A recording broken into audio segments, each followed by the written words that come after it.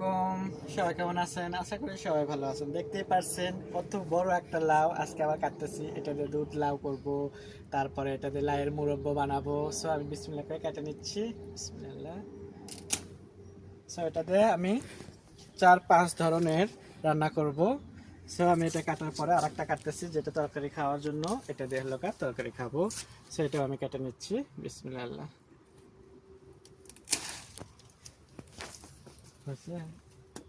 তো দেখতেই পারছেন বড় লাউটা আমি যে এখন তুলে দেখালাম আপনাদেরকে, ওটা কাটিয়ে আমি 3 ভাগ করছি। এভাবে একটা বানাবো আপনাদেরকে দুধ লাউ করে, আর একটা দিয়ে আপনাদেরকে মোরব্বা বানিয়ে দেখাবো, আর একটা দিয়ে গরু মাংস রান্না করে দেখাবো। তো প্রথমে আমি আপনাদেরকে দেখাচ্ছি, এখানে এই ভিডিওর সাথে অ্যাড করব সেটা হলো দুধ লাউয়ের জন্য।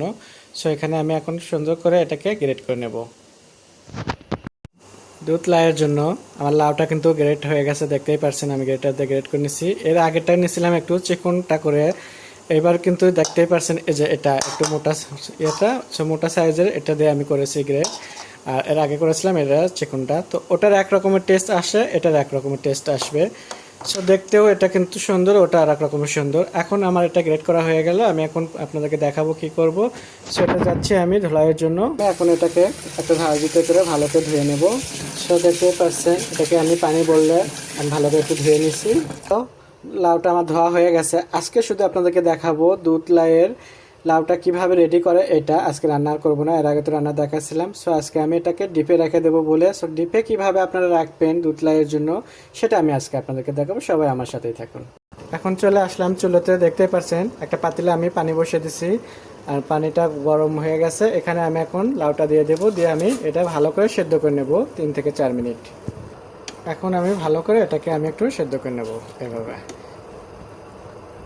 সো লাউটা কিন্তু আমার সেদ্ধ হয়ে গেছে দুধ লাউয়ের জন্য। এখন আমি এটাকে পানি ঝরে নেব।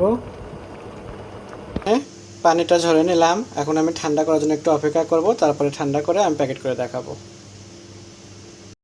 সো দেখতে পাচ্ছেন দুধ লাউয়ের জন্য লাউটা যা সেদ্ধ করে রাখছিলাম, এটা একদম খুবই সুন্দর কালার হয়ে গেছে, ঠান্ডা করা হয়ে গেছে।